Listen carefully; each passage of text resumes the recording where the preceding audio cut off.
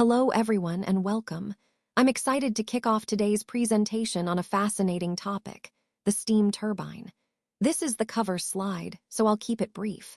We'll be exploring how steam turbines work, their importance in power generation, and some key components. I look forward to sharing this journey with you, so let's get started. Let's now take a closer look at the introduction to steam turbines, focusing on the different types, their modes of operation, and how they are controlled. Understanding these key aspects is essential because they form the foundation for how steam turbines function and are utilized in power generation. First, when we talk about steam turbine types, we are referring to the various designs tailored for specific applications, efficiencies, and operational conditions. These include condensing turbines, back-pressure turbines, and extraction turbines, each with unique features suited to different needs. Next, the modes of operation describe how these turbines are run in different scenarios. For example, some turbines operate under constant pressure, while others are optimized for variable loads. Recognizing these modes helps us understand how turbines adapt to different power demands. Finally, controlling a steam turbine is crucial for maintaining efficiency, safety, and stability. This involves regulating parameters like steam flow, pressure, and temperature, often through sophisticated control systems. All these points are interconnected and vital for grasping the overall functioning and management of steam turbines, which are key components in our energy infrastructure. Nuclear and coal-based thermal plants are really at the heart of global electricity generation. Together, they produce almost half of the world's power, which is quite significant. This means that a large chunk of the energy we rely on daily still comes from these traditional sources. As we look at the overall picture of energy consumption and the push for cleaner options, understanding their role is crucial. They've been the backbone of power supply for decades, but they also come with challenges, especially related to environmental impact. Recognizing their contribution helps us see the importance of transitioning towards more sustainable and renewable energy sources in the future. A steam turbine is essentially a device that transforms thermal energy into mechanical energy. You see, it takes the energy stored in pressurized steam, created when water is heated under high pressure, and converts that into rotational motion. This process is fundamental in power generation, especially in thermal and nuclear power plants. By harnessing the heat from steam, the turbine spins, and that mechanical energy can then be used to generate electricity or drive machinery. Understanding this conversion is key because it highlights how we turn heat, often a byproduct, into useful work.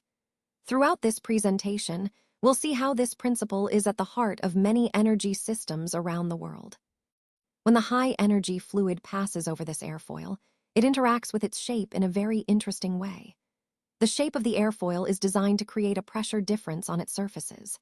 This pressure difference is what ultimately results in the lift force that allows an aircraft to rise and stay in the air. So, essentially, the way the air flows over the shape is crucial because it directly influences the lift generated. Understanding this interaction helps us see how aircraft wings are designed to maximize lift efficiently. It's a fundamental concept that ties together fluid dynamics and aerodynamics in a very practical way. This slide doesn't contain enough information. That's why we're moving to the next slide. Now, let's look at how DOR, or degree of reaction, is calculated. It's determined by dividing the pressure and temperature energy by the total energy change in the rotor. Think of pressure and temperature energy together as enthalpy, which is a key concept in understanding the energy flow within the turbine. The degree of reaction tells us about the type of steam turbine we are dealing with, whether it's impulse or reaction type, depending on how these energies are distributed. As the steam moves through the turbine, the pressure drops significantly. This drastic reduction in pressure causes the steam's volume to increase proportionally to the decrease in pressure, following the relationship V equals 1 over P. So, when pressure decreases, volume expands, which is a fundamental principle affecting how the turbine operates. Understanding these concepts helps us better grasp how turbines convert thermal energy into mechanical energy efficiently. As the steam flows through the turbine, the flow speed tends to increase significantly, especially towards the outlet. This increase in velocity is a key reason why the blades are designed to be longer near the outlet. The longer blades help manage the high flow speeds and reduce the potential for damage or inefficiency. Now, an important point to note is that the tips of these blades will have much higher velocities compared to the roots. This difference happens because the blade tips are farther from the rotation axis, causing them to move faster. Understanding this variation in blade tip velocity is crucial because it impacts the blade design, durability, and overall efficiency of the turbine. It's all about balancing the flow dynamics with the mechanical constraints to ensure optimal performance. So, in essence, the longer blades towards the outlet and the high tip velocities are both responses to the high flow speeds, helping us keep the turbine running smoothly and efficiently. The reason for having different stages in a power plant is really about maximizing efficiency. By breaking down the process into multiple steps, we can extract more energy from the fuel and convert it into electricity more effectively. Each stage is designed to optimize a specific part of the process, reducing energy losses along the way. This approach ultimately leads to a more powerful and efficient plant, which is essential for meeting energy demands while also being mindful of fuel consumption and environmental impact. So, in essence, these staged processes are crucial for getting the most out of our power generation systems. According to the second law of thermodynamics, as the steam flows along the row of the turbine blades, its temperature decreases. This is a natural consequence of energy transfer and entropy increase. However, there's a practical limit to this process. We cannot have the temperature go beyond 600 degrees Celsius because the turbine blade materials simply can't withstand temperatures higher than that without risking damage or failure. So, to improve the overall efficiency of a power plant, one effective strategy is to add more heat after the first stage of expansion. By doing this, we can extract more useful energy from the steam, ultimately making the process more efficient. This highlights how understanding these fundamental principles helps us optimize turbine performance while respecting material limits. This is known as reheating, and it's a really important concept in power plant efficiency. What we do here is heat the steam again after it has expanded in the turbine. By reheating the steam, we effectively increase its temperature back to a higher level. This process allows the steam to expand further in the turbine, extracting more energy. As a result, the overall efficiency of the power plant improves because we're making better use of the thermal energy. Additionally, reheating boosts the power output of the plant, making it more effective at generating electricity. So, in essence, reheating helps us get more work out of the same amount of fuel, which is a key goal in optimizing power plant performance. Constant speed is really important because the frequency of the electricity we generate is directly proportional to the generator's speed. In other words, if the generator runs faster or slower, the frequency shifts accordingly. That's why maintaining a steady speed ensures a stable and reliable power supply. Now, to keep that speed constant, we use a flow governing system. This system plays a crucial role in controlling the speed of the steam turbine. It adjusts the flow of steam entering the turbine, helping us maintain that optimal, steady speed. Overall, managing the turbine's speed with these control systems is key to producing consistent, high-quality electricity that meets our needs. In straight-flow steam turbines, the steam is admitted through the steam control valves, allowing the steam to enter the turbine stages. The entire mass flow rate of steam then flows through all the stages of the turbine and exits after the last stage. Depending on the type of turbine, this steam either goes into a condenser, in the case of a condensing steam turbine, or into an exhaust steam header for back pressure turbines. Now, moving on to single extraction or admission turbines. Here, the steam again enters through the control valves and flows through the high-pressure stages first. At a certain point, an extraction control valve splits the steam path into two streams. One is an extraction stream that exits the turbine to be used elsewhere in the facility for process purposes, and the other continues through the low-pressure stages. The low-pressure stream then proceeds to either a condenser or an exhaust steam header, similar to the straight-flow turbines. It's important to note that admission turbines work in a similar way to extraction turbines, but with a key difference. They admit additional low-pressure steam directly into the low-pressure stages of the turbine, which can improve efficiency and flexibility in operation. Finally, double extraction turbines take this concept further. They operate like single extraction turbines, but have two extraction valves, allowing for two separate points of process steam extraction.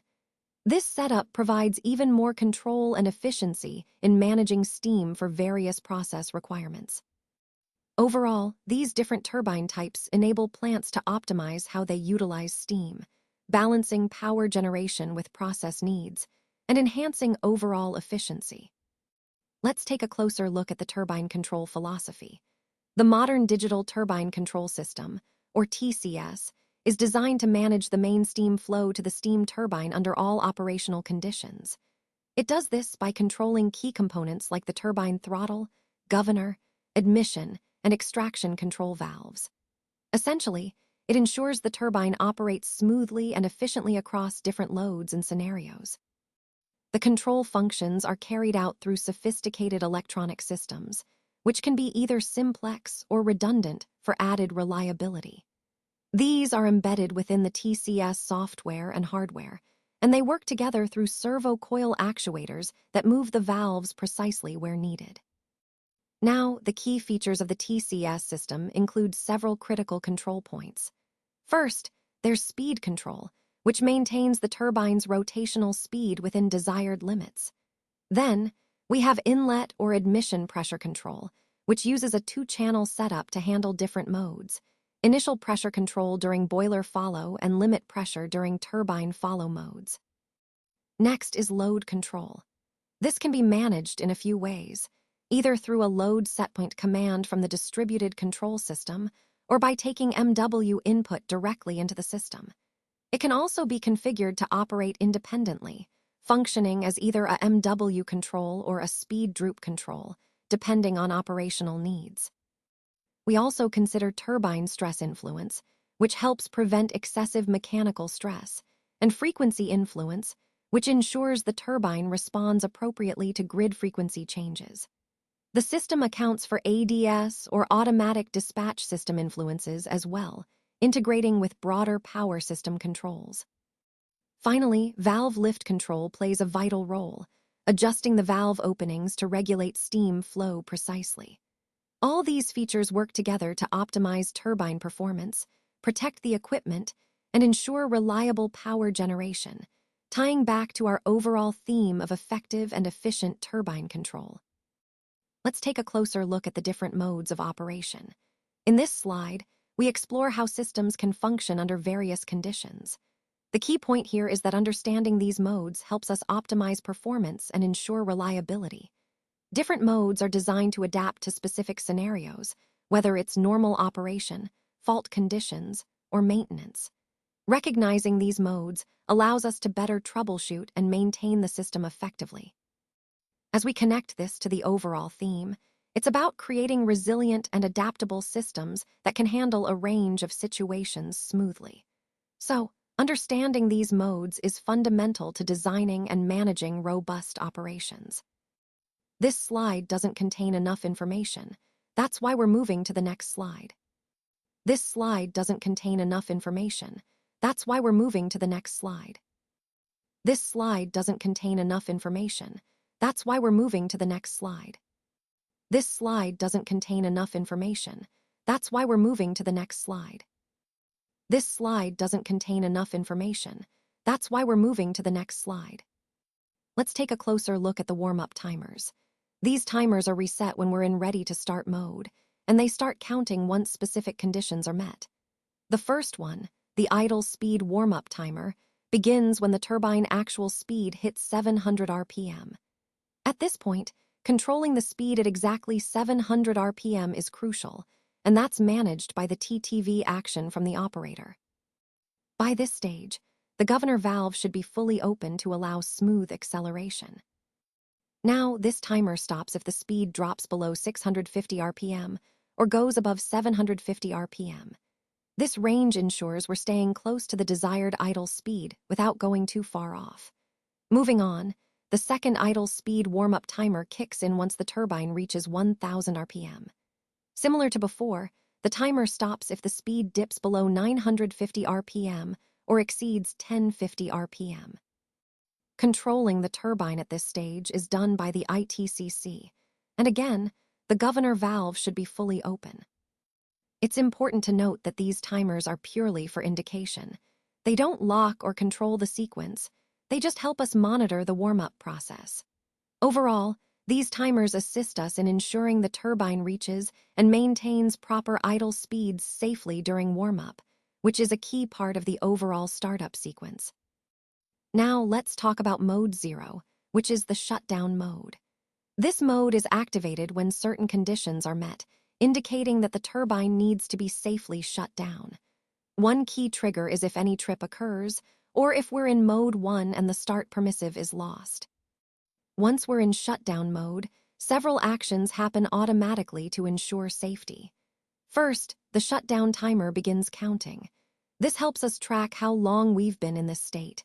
The trip speed recorder then logs the turbine speed at the moment of trip, which is important for analysis later. We also set both the target speed setpoint and the actual speed setpoint to 0 RPM, effectively stopping the turbine from trying to accelerate again. Correspondingly, the speed controller output is clamped to 0%, preventing any movement. The minimum and maximum limits on both the governing valve, or GV, and the emergency control valve, the ECV, are set to 0%, forcing these valves to close to isolate the turbine. Additionally, extraction steam pressure control is disabled, and this status is communicated to the DCS or human-machine interface for operator awareness. Anti-surge control, which normally helps prevent compressor surge, is also disabled and placed into a partial manual mode. Its status is sent to the DCS or HMI, and anti-surge valves are forced open at 100% to ensure safety and prevent damage. The manual demand for anti-surge controls is initialized to 100%, meaning operators can manually override if necessary.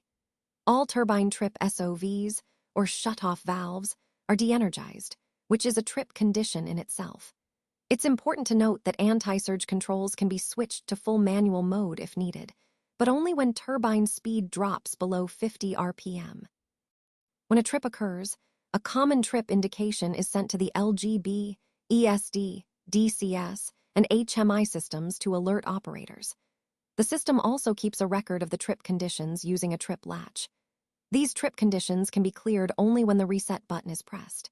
Until that happens and all trip conditions are cleared, the turbine will remain in shutdown mode, preventing startup until everything is properly reset and safe to operate again. Now let's talk about Mode 1, ready to start. This mode is entered when specific conditions are fully met, ensuring the system is prepared for startup. First, in shutdown mode, all trip conditions must be cleared. This means any previous faults or trips have been resolved. Additionally, all permissives, those necessary permissions that allow the system to start, must be satisfied. Once these conditions are met, several actions occur automatically. The first out trip flag is reset, indicating no current trips are active. The common trip indication is also reset and sent to the local gate box, emergency shutdown, DCS, and HMI systems, confirming that the system is clear to proceed. Next, the ready to start indication is sent out to all relevant control systems, signaling that the system is now prepared for the startup sequence. The speed controller output is then clamped to 0%, meaning the turbine is not spinning at all at this point. It's important to note that the anti-surge controls algorithm remains disabled during this mode. Instead, it is placed in a partial manual state, and this status is communicated to the DCS and HMI.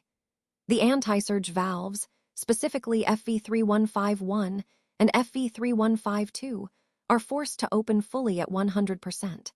This setup helps prevent surge conditions during startup.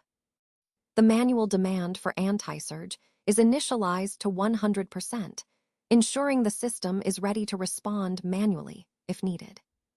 Finally, all turbine trip SOVs, those are the safety over travel valves, are energized, which means they are in their normal, safe condition. However, it's crucial to remember that any trip or fault detected at this point will cause the startup sequence to revert back to shutdown mode, ensuring safety is maintained at all times. Now, let's take a closer look at Mode 2, the second idle speed mode. This mode is triggered under specific conditions, which we'll go over. First, it activates when we're in ready to start mode, and the turbine start command is issued from the local gateway box, or LGB. It also kicks in during acceleration mode if the idle selector is chosen from the LGB or if the critical band timer expires. Once we're in this mode, several key actions happen. The target speed setpoint is adjusted to the second idle speed, which is 1000 RPM. The actual speed setpoint then ramps towards this target at a normal rate of 500 RPM per minute. It's important to note that the actual speed setpoint is limited or clamped between 0 and 1000 RPM, ensuring safe and controlled adjustments. When transitioning into Mode 2 from ready to start, the ITCC failsafe trip interlock resets and starts a countdown timer of 600 seconds. If, within this period, the turbine's actual speed doesn't rise above 250 RPM, the system will trigger a fail-safe trip to protect the equipment. Additionally, entering this mode resets the peak and trip speed recorders, which then start tracking the maximum speed reached during this phase. The warm-up timers, specifically the first idle and second idle speed warm-up timers, are also reset and begin timing once their respective conditions are met. The speed controller takes charge now, operating the GV, specifically GV6051, to manage turbine speed. Since the field operator controls the TTV to maintain the turbine at first idle speed, the GV will open fully to 100%. Remember, the GV limits are set between 0% and 100%, providing a controlled range for adjustments. Finally, startup speed tuning parameters are employed to optimize the speed controller's performance. And of course, if any trip occurs during this process, say due to abnormal conditions, the startup sequence will revert back to shutdown mode. This mode is critical for ensuring a safe and controlled transition to the second idle speed, keeping everything within safe operating parameters while preparing for normal operation. Now, let's talk about Mode 3, acceleration. This mode kicks in under specific conditions, primarily when we're in second idle speed mode, and the rated selector is chosen from the LGB. But it's important to note that the actual speed must be greater than the second idle speed minus 50 RPM for this mode to activate. Once we're in this mode, several key actions happen. First, the target speed setpoint is set to the minimum governor speed, which is 8730 RPM. From there, the actual speed setpoint is gradually ramped toward this target at a normal rate of 500 RPM per minute. However, when we're in the critical speed band, which ranges from 2246 to 7040 RPM, the ramp rate increases significantly to 2000 RPM per minute. That's a fast ramp to accelerate quickly through this critical zone. There's also a timer involved. If the critical band timer, set for 216 seconds, expires before reaching the desired speed, the system automatically reverts back to second idle mode. This is a safety feature to prevent overacceleration in case of issues. Additionally, if the idle selector is chosen from the LGB before reaching the minimum governor speed, the system will switch into second idle speed mode to ensure safe operation. And finally, if any trip occurs during this process, the startup sequence resets and moves back to the shutdown mode, ensuring the system is safe and ready for a proper restart. Understanding these steps helps us see how the system manages acceleration safely and efficiently within the overall control sequence. Now let's take a look at Mode 4, also known as Run Mode. This mode is activated under specific conditions, primarily when the turbine is either in acceleration mode or during an overspeed test. For example, if the actual speed reaches 50 RPM below the minimum governor speed while accelerating, or if the overspeed trip test switch is turned off from the HMI, we enter run mode. Once in this mode, several key actions happen automatically. First, the shutdown timer is reset, ensuring the system is ready for continuous operation. Next, the actual speed setpoint is carefully controlled.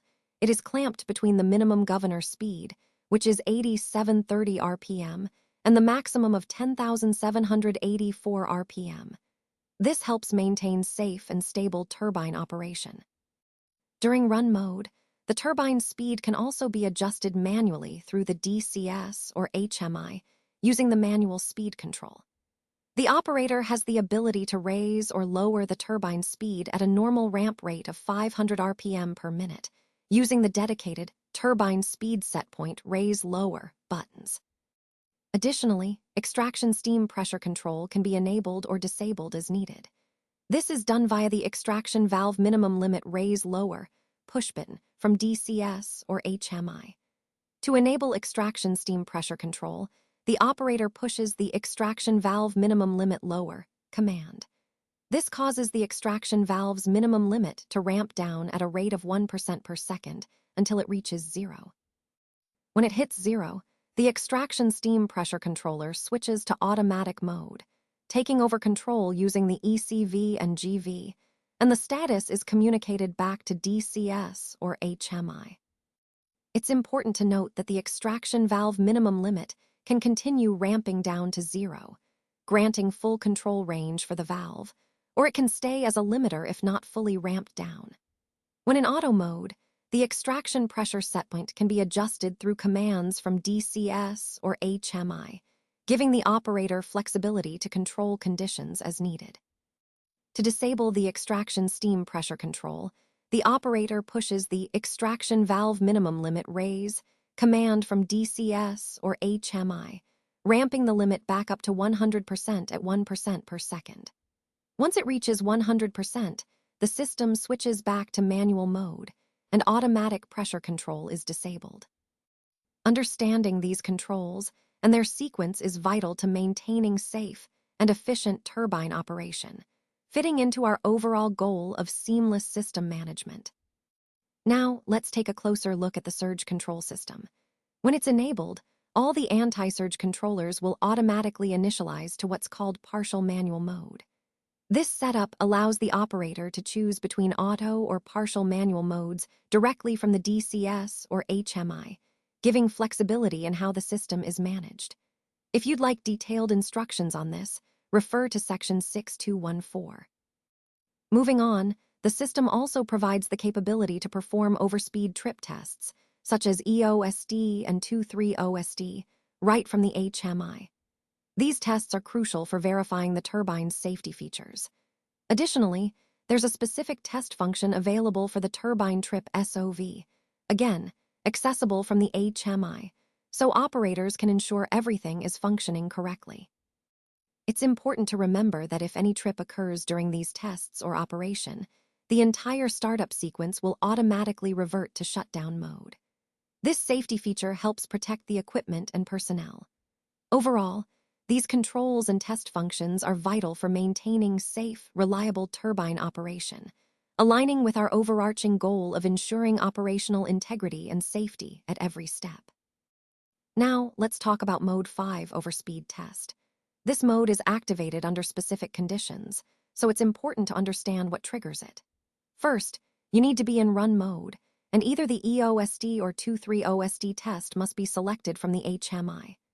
Additionally, the anti-surge valves, specifically FV3151 and FV3152, need to be commanding more than 95%, and extraction control should be disabled. The overspeed trip setpoints, which are critical for safety, are detailed in the table, and they define the speed thresholds for this test. Once in overspeed test mode, a few key actions happen. An overspeed indication is sent to the DCS and HMI, alerting operators that the test is active. During this mode, operators have the ability to raise or lower the turbine speed at a normal ramp rate of 500 RPM per minute, using the turbine speed set point raise or lower push buttons, which can be accessed from the LCS, DCS, or HMI. It's also important to note that during this test, the anti-surge controls are disabled and placed into a partial manual state, with their status reported back to the DCS and HMI. This ensures safety and control visibility. Now, if the actual turbine speed exceeds the overspeed setpoint, the system will trip the turbine to prevent damage. And of course, any trip will automatically bring the startup sequence back to shutdown mode, ensuring the turbine is safely secured. Overall, Mode 5 is a carefully controlled test mode, designed to verify turbine safety limits while maintaining operational safety and visibility. Let's take a closer look at the steam turbine control, starting with turbine speed control. During startup, we set a predefined target speed setpoint, which depends on the active startup sequence mode and operator commands. Once the turbine is running, the operator can manually adjust the speed setpoint using push buttons on the LCS, DCS, or HMI. And in overspeed test mode, manual speed control is used to carefully manage turbine speed. Now, moving on to extraction control. When we're in run mode and extraction steam pressure control is enabled, the system automatically adjusts the governor valve to throttle and control the turbine load, which is essentially the speed. Simultaneously, the extraction control valve adjusts to maintain the desired extraction steam pressure. However, there are limiting conditions, such as inlet steam flow, extraction steam pressure, or maximum power limits, that can impact this balance. When these limits are active, the control system prioritizes maintaining turbine speed, meaning speed control takes precedence over extraction steam pressure control. In such cases, the extraction steam pressure demand is adjusted through a back calculation performed by a two-valve algorithm. This helps prevent sudden jumps or bumps in control as the system moves away from limiting conditions.